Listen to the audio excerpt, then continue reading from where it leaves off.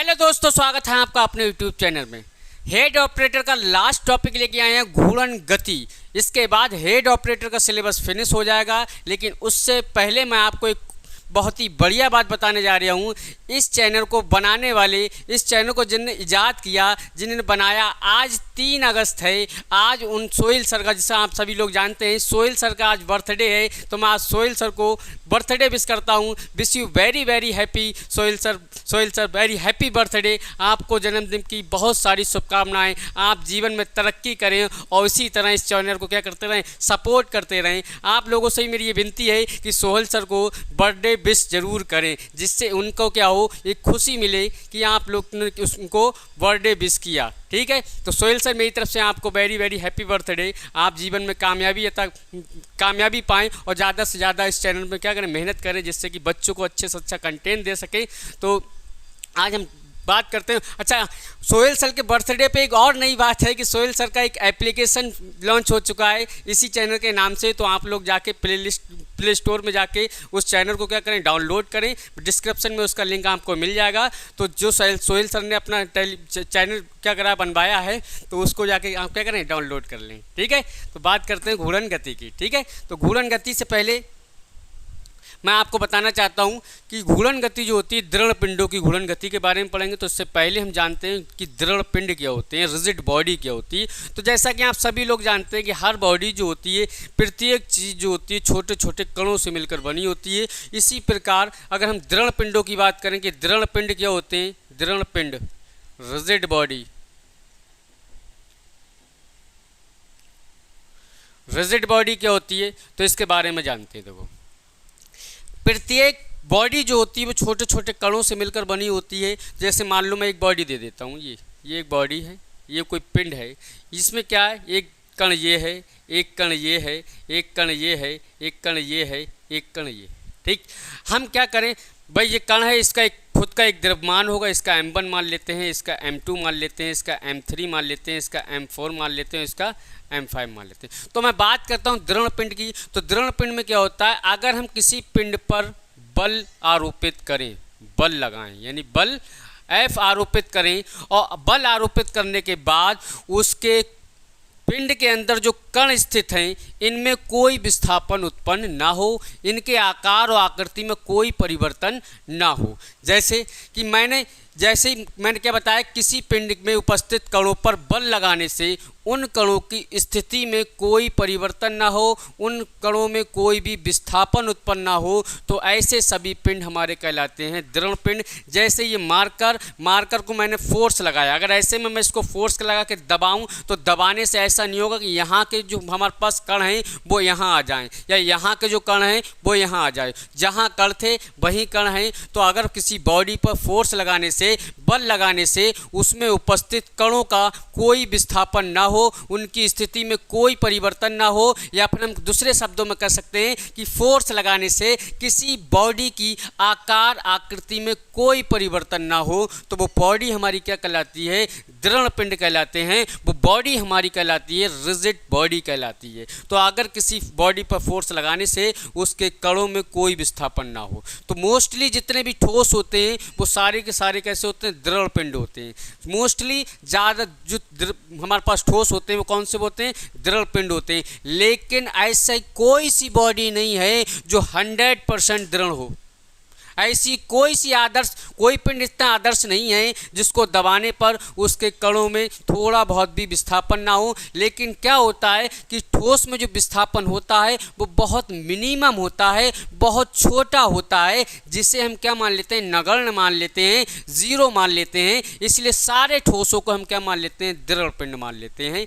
ठीक, लेकिन ऐसा कोई भी बॉडी या ऐसा कोई सा पिंड है ही नहीं दुनिया में जो आदर्श हो, जो 100% कैसा हो, दृढ़ हो। 100% कोई नहीं होता है। लेकिन ये जो ठोस जितने भी होते हैं, इनमें होता तो है बल लगाने पर उनके कणों में विस्थापन, लेकिन इतना कण विस्थापन होता है कि हम उसको मेज़र नहीं कर सकते, नगण्य मानते हैं उसको। नगण्य का मतलब बहुत कम विस्थापन होता है। इसलिए सभी ठोसों को हम क्या मानते हैं, दृढ़ पिंड मानते हैं। एक बात आपको क्लियर हो गई होगी कि सभी पिंड जो होते हैं छोटे छोटे कणों से मिलकर बने होते हैं। अगर हम किसी पिंड पर बल लगाएं, बल लगाने से उसकी आकार आकृति या उनमें उसके अंदर उपस्थित कणों में विस्थापन हो जाता है, नहीं होता है, यानी फिक्स के फिक्स ही रहते हैं, तो वो बॉडी हमारी क्या कहलाती है? दृढ़ पिंड कहलाती है। तो आप डेफिनेशन चाहे लिखना चाहें तो लिख लें। किसी पिंड पर बाह्य बल आरोपित करने से पिंड में स्थित कणों का में कोई विस्थापन ना हो तो ऐसे पिंडों को दृढ़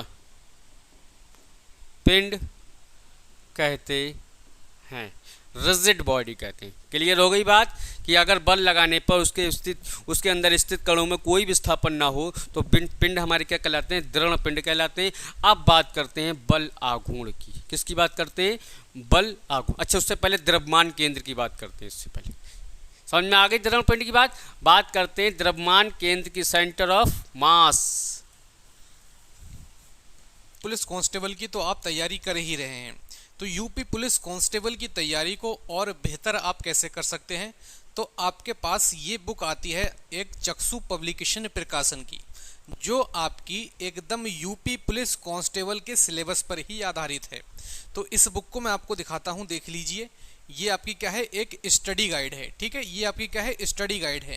कहने का मतलब है आपको इसमें हर एक सब्जेक्ट जो भी आपका यूपी पुलिस कांस्टेबल में पूछा जाएगा, जैसे सामान्य ज्ञान, सामान्य हिंदी, और आपकी रीजनिंग है, आपकी मैथमेटिक्स है, करंट अफेयर है, और उत्तर प्रदेश पुलिस विभाग की सामान्य जानकारी, जो कि बहुत इंपॉर्टेंट आपकी हो जाती है इस एग्ज़ाम के लिए। वो सभी कुछ आपको इस स्टडी गाइड में देखने को मिलेगा। और दोस्तों, इसमें आपको 5 सॉल्व पेपर भी मिलेंगे और 3000 प्लस आपको बहुविकल्पीय प्रश्न मिलेंगे, जो बहुत ही तैयारी आपकी जो है एक तैयारी में इम्प्रूवमेंट लेकर आएगी। तो कुछ मैं आपको दिखा देना चाहता हूँ। सबसे पहले आपको इसमें दिखेगा विषय सूची या फिर सिलेबस दिखेगा, सामान्य हिंदी आपको दिखेगी, आपको जो है रीजनिंग दिखेगी। ठीक है, इस प्रकार से ये बुक आपको देखने को मिलेगी, जो कि आपकी क्या है? एक स्टडी गाइड है। ठीक है, तो आप इस बुक को जो है परचेज कर सकते हैं। अच्छा, इस बुक से आपने मान लीजिए कोई टॉपिक किया, कोई चैप्टर आपने इस बुक से कंप्लीट किया, उसके बाद में हमें क्या करना है? उसके बाद में हमें करना है प्रैक्टिस सेट। तो प्रैक्टिस सेट कहाँ से करें? चलिए दिखाता हूँ। तो यही चक्षु पब्लिकेशन की आपकी प्रैक्टिस सेट भी आपको देखने को मिलेंगे कांस्टेबल के। ठीक है, इसमें 8 जो है सॉल्व पेपर मिलेंगे और आपको 10 प्रैक्टिस सेट मिलेंगे। इसका भी लिंक दोस्तों हमने डिस्क्रिप्शन में दिया है, तो आप इन दोनों बुक को जो है परचेस कर सकते हैं। और भी बेहतर तैयारी के लिए चक्षु पब्लिकेशन बहुत ही अच्छा जो है आपका पब्लिकेशन है, और बहुत अच्छा दोस्तों इन्होंने नाम कर लिया है कुछ ही टाइम में। तो आप इस बुक को परचेस कर सकते हैं। नीचे डिस्क्रिप्शन में मैंने दोनों बुक्स के लिंक दे रखे हैं। सेंटर ऑफ मास, द्रव्यमान केंद्र, द्रव्यमान केंद्र, सेंटर ऑफ मास। ठीक, सेंटर ऑफ मास की बात करते हैं। जैसे ये मार्कर छोटे छोटे कणों से मिलकर बना है, ठोस है, रिजिड है। अगर मैं क्या करूं, इस मार्कर को यहाँ से पकड़ूं, कहाँ से पकड़ूं? यहाँ से, तो ये मार्कर कहाँ की ओर जा रहा है? नीचे की ओर। अगर इस मार्कर को मैं यहाँ से पकड़ूं, इस साइड नीचे की ओर जा रहा है। अगर इस मार्कर को मैं यहाँ से पकड़ूं तो ये मार्कर कहाँ की ओर है? इस साइड नीचे की ओर जा रहा है। मेरी बात समझते रहना। मार्कर मैं यहाँ से पकड़ ले हूँ तो मार्कर कहाँ की ओर जा रहा है? इधर की ओर, नीचे की ओर, यानी बैलेंस में नहीं है। अगर मैं यहाँ से पकड़ ले हूँ तो मार्कर कहाँ की ओर नीचे आ रहा है? इधर की ओर नीचे आ रहा है, यानी बैलेंस में नहीं है। अगर मैं मार्कर यहाँ पकड़ लूँ तब भी नीचे की ओर आ रहा है। एक मार्कर अगर मैं बढ़ाता जाऊँ तो एक पोजीशन ऐसी आएगी जहाँ पर मैं पकड़ने पर ये मार्कर क्या आ जाएगा? बिल्कुल बैलेंस में आ जाएगा। क्या आ जाएगा? बैलेंस पोजीशन में आ जाएगा। यानी हम कह सकते हैं अगर इस मार्कर के बिल्कुल वहाँ पर जहाँ इस एक ऐसा पॉइंट होगा जहाँ पर फोर्स लगाने पर ये मार्कर बिल्कुल क्या आ जाए? बैलेंस में आ जाए। तो जिस पॉइंट पर फोर्स लगाने से, जिस पॉइंट पर फोर्स अप्लाई करने से ये मार्कर बिल्कुल बैलेंस में आ जाता है, किसी बॉडी का बैलेंस में आ जाता है, तो इस मार्कर का जो पॉइंट जहाँ पर ये बैलेंस आ जाएगा वही पॉइंट इसका क्या कहलाएगा?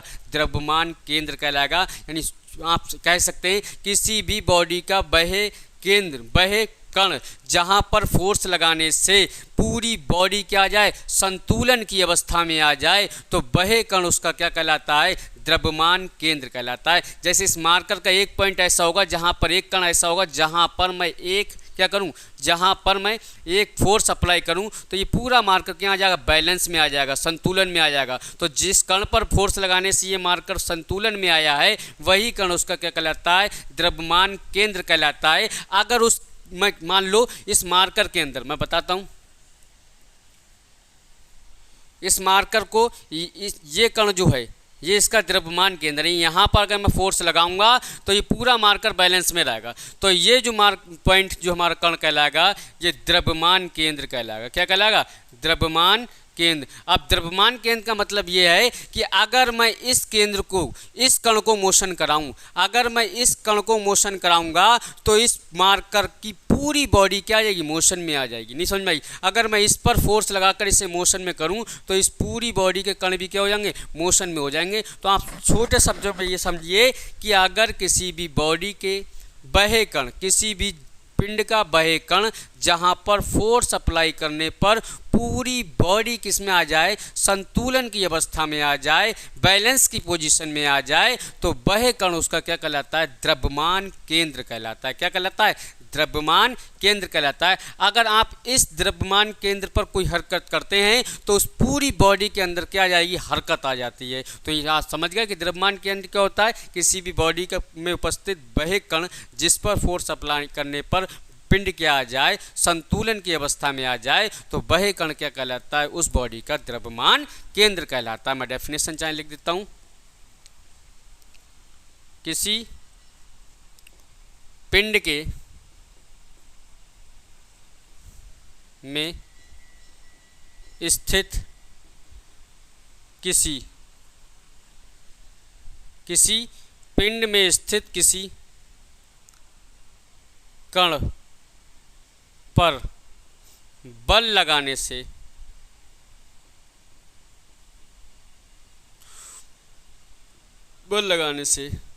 पिंड संतुलन की अवस्था में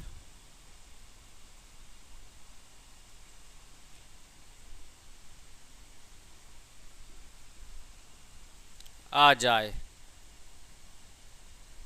तो वह कण उस पिंड का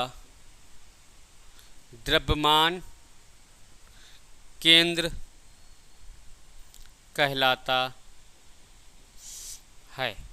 यानी किसी भी बॉडी का वह, किसी भी पिंड का वह कण जहाँ पर फोर्स अप्लाई करने पर पूरी बॉडी किस में आ जाए, संतुलन की अवस्था में आ जाए, तो वह कण उस बॉडी का क्या कहलाता है, द्रव्यमान केंद्र कहलाता है। क्लियर हो गई बात, कोई डाउट तो नहीं? ठीक है भाई। तो इस मार्कर को मैं एक बार फिर समझाता हूँ। इस मार्कर को मैं यहाँ ऐसे कर पकड़ूँ, अभी संतुलन में है, क्योंकि अभी यहाँ भी फोर्स लग रहा है, यहाँ भी फोर्स लग रहा है, यहाँ भी। अगर मैं इस मार्कर को यहाँ पकड़ता हूँ नीचे की ओर जाता है, यहाँ पकड़ता हूँ नीचे की ओर जाता है। एक पॉइंट इसका ऐसा होगा कि जहाँ पर मैं फोर्स अप्लाई करूँगा ये पूरा मार्कर कैसा होगा, संतुलन की अवस्था में आ जाएगा। तो जिस कण पर फोर्स लगाने से ये पूरा मार्कर संतुलन की अवस्था में आ जाए वही कण उस बॉडी का क्या कहलाता है, द्रव्यमान केंद्र कहलाता है। अगर इस केंद्र पर मैं बल, जो सेंटर ऑफ मास होता है, इस पर कोई हरकत करता हूँ तो पूरी बॉडी के अंदर क्या आ जाती है, हरकत आ जाती है। क्लियर बात समझ में आ गई द्रव्यमान केंद्र की?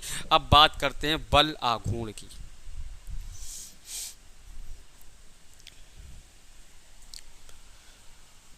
बल आघूर्ण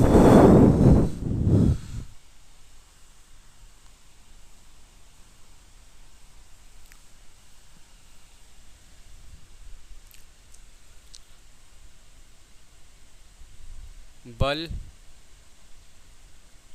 आघूर्ण टॉर्क क्यों कहलाता है? ये समझो बेटा, बल आघूर्ण होता क्या है। पहले मान लो ये कोई बॉडी है, ये इसकी अक्ष है, मैं नाम दे रहा हूँ एक्स और वाई। इस अक्ष से आर दूरी पर, कितनी दूरी पर, आर दूरी पर कोई एक वस्तु है।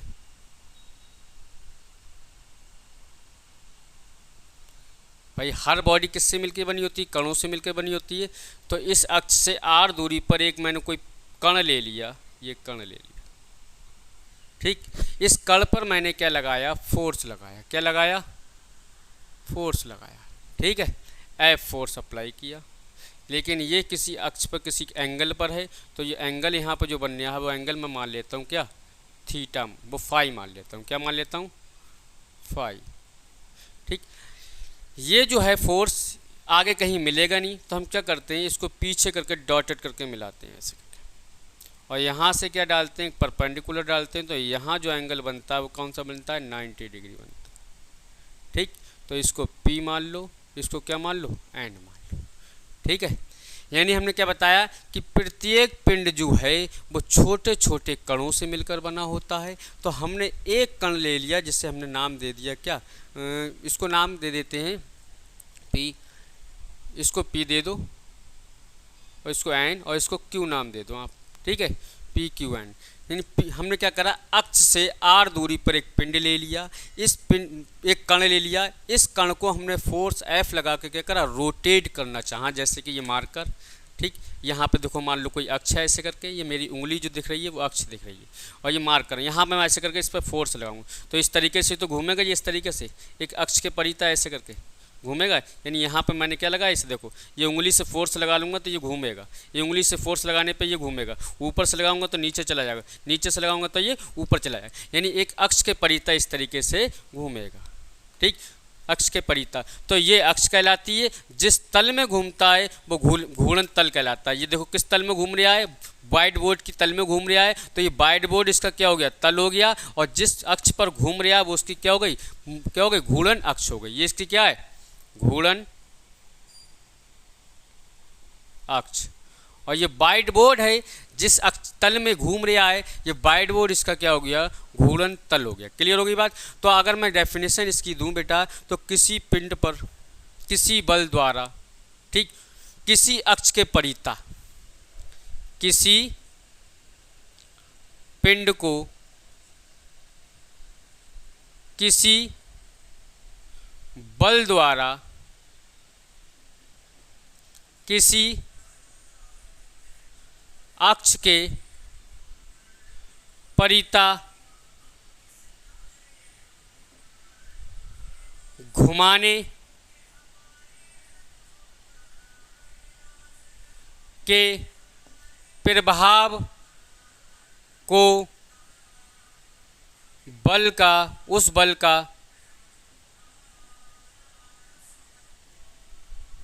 बल आघूर्ण कहते हैं।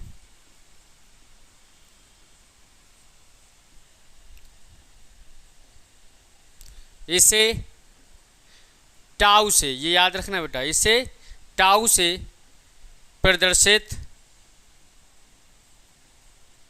करते हैं। फॉर्मूला इसका क्या होगा कि बल आघूर्ण बराबर, बल आघूर्ण बराबर क्या होता है, जो बल लगा रहे हैं वो बल, बल गुणा, ठीक, बल गुणा और इसके बाद ये घूर्णन अक्ष से लंबवत दूरी उस पिंड तक की, बल गुणा लंबवत दूरी अक्ष से, लंबवत दूरी अक्ष से, कौन सी, घूर्णन अक्ष से, घूर्णन अक्ष से। तो देखो बल जो हमारे पास वो क्या है,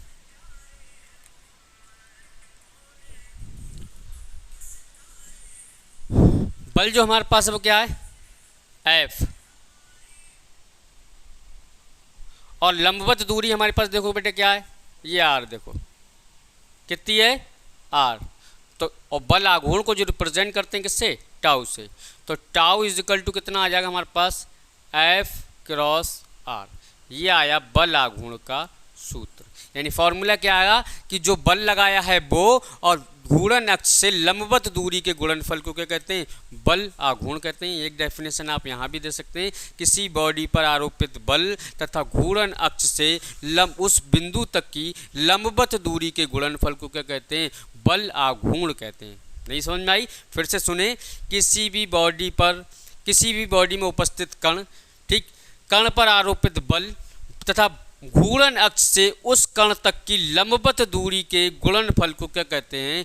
बल आघूर्ण कहते हैं। तो टाउ बराबर एफ क्रॉस आर, टाउ बराबर एफ क्रॉस आर, ये फॉर्मूला याद रखना। अच्छा, इसका मात्रक की बात करें तो मात्रक देखो क्या आ जाएगा, टाउ का मात्रक। भाई देखो बल आघूर्ण है तो टाउ का मात्रक क्या आ जाएगा? एफ इंटू आर से मिला है तो एफ का मात्रक क्या होता है? देखो न्यूटन। एफ क्या है? बल, बल का मात्रक क्या होता है? न्यूटन। और आर क्या है? घूर्णन अक्ष से उस बिंदु तक की लंबवत दूरी, ये चीज लंबवत दूरी। तो दूरी हमारे पास का मात्रक क्या होता है? मीटर होता है। तो टाउ का जो मात्रक आया वो क्या निकल के आया? न्यूटन इंटू में मीटर। या फिर ये एमकेएस पद्धति में निकल के आया। अगर सीजीएस पद्धति में बात करेंगे तो डाइन इंटू में सेंटीमीटर, ये सीजीएस पद्धति में निकल के। बात समझ में आई? टाउ का मात्रक क्या निकल के आया? न्यूटन इंटू में मीटर या डाइन इंटू में centimetre. Newton into metre MKS पद्धति में होता है, डाइन इंटू में सेंटीमीटर सीजीएस पद्धति में होता है। अब टाउ का विमीय सूत्र बात करते हैं, टाउ का विमीय सूत्र। तो टाउ का विमीय सूत्र क्या होता है? भाई देखो फॉर्मूले से मिलेगा, हमने क्या पढ़ा था? F cross R. तो एफ क्या है? बल, बल का विमीय सूत्र होता है M L T minus two into में M L T minus two, और मीटर का क्या होगा? एल। तो क्या हो जाएगा हमारे पास? M L two T minus two, tau का विमीय सूत्र। M L T minus two किसका हो गया? फोर्स का हो गया। और ये किसका हो गया हमारे पास? मीटर जो हो गया वो किसका हो गया? दूरी का हो गया एल। तो M L two T minus two. अच्छा, यही कार्य विमीय सूत्र किसका होता है? कार्य का होता है। यही विमीय सूत्र क्या होता है? कार्य का। तो भाई बात तो वही है, जब किसी पर तुम बल लगाओगे तो इसकी स्थिति में क्या आएगी? पोजीशन आएगी। तो इसलिए जब बल लगाने पर किसी वस्तु में विस्थापन होता है तो विस्थापन और बल लगाने से क्या प्राप्त होता है? कार्य प्राप्त होता है। तो कार्य का विमीय सूत्र भी यही होता है, ठीक। और बल आघूर्ण का विमीय सूत्र भी क्या होता है? यही होता है। अच्छा, इसका सदिश रूप भी देख लो बेटा। बल आघूर्ण का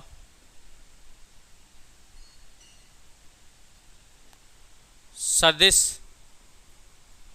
रूप। तो बल आघूर्ण के सदिश रूप की बात करें तो एक फॉर्मूला आपने पढ़ा होगा, ए क्रॉस बी, दो सदिशों का सदिश गुणन। ए क्रॉस बी बराबर क्या होता था? ए बी साइन थीटा होता था। तो यहाँ पर देखो बेटा, एफ भी हमारे पास कैसी? सदिश राशि। आर भी हमारे पास कैसी? सदिश राशि, विस्थापन है। तो भाई दो सदिशों का क्या करेंगे? अदिश गुणन करेंगे। तो ये टाउ बराबर कितना हो जाएगा हमारे पास? टाउ इज इक्वल टू, हमने क्या पढ़ा है? एफ गुणा आर। बल भी हमारे पास सदिश राशि, विस्थापन भी सदिश राशि। तो सदिश राशियों का हम क्या करते हैं बेटा? सदिश गुणन करते हैं, क्रॉस प्रोडक्ट करते हैं। जिस प्रकार ए क्रॉस बी बराबर ए बी साइन थीटा होगा, बिल्कुल सेम उसी प्रकार एफ क्रॉस आर बराबर भी क्या होगा? F R sine theta. ये जो है बल आघूर्ण का सदिश रूप है। कौन सा रूप है? सदिश रूप, ठीक। तो बल आघूर्ण के दो फॉर्मूले मिले, एक tau is equal to F cross R या फिर tau is equal to F R sine theta. मैंने बल आघूर्ण की आपको डेफिनेशन बता दी, बल आघूर्ण का मात्रक बता दिया, बल आघूर्ण का विमीय सूत्र बता दिया, बल आघूर्ण का फॉर्मूला बता दिया। आज की क्लास को मैं यहीं रोकता हूँ। नेक्स्ट क्लास इससे लंबी करके पूरी चैप्टर को मैं फिनिश कर दूंगा, लेकिन आज की क्लास को किसी कारणवश मैं यहीं रोकता हूँ। कल इस क्लास को पूरा कर दूंगा मैं, और कोशिश करूंगा कि आपकी घूर्णन गति का जो टॉपिक रह गया है, जड़त्व आघूर्ण रह गया है या फिर घूर्णन गति रह गई है, इसको मैं समझाकर इसको फिनिश कर दूंगा। फिर आपको मैंने वृत्तीय गति यानी रेखीय गति और घूर्णन गति में संबंध दिखा के इन दोनों में क्या फ़र्क होता है, इनके फॉर्मूलों में क्या अंतर है, वो सारी चीज़ें कल मैं आपको बता दूंगा। लेकिन आज की क्लास को मैं यहीं रोकता हूँ। जिन लोगों को मेरी क्लास अच्छी लगी हो वो लाइक एंड सब्सक्राइब जरूर करें, लाइक एंड सब्सक्राइब जरूर करें, और शेयर भी ज़्यादा से ज़्यादा करें। शेयर करने से भी क्या होगा? बढ़िया बात है, शेयर करना भी क्या ज़रूरी है। जैसे हमें कोई अच्छी चीज़ लगी तो उसको ज़्यादा से ज़्यादा शेयर करना चाहिए। शेयर भी ज़्यादा करें, और जिन लोगों को क्लास अच्छी लगे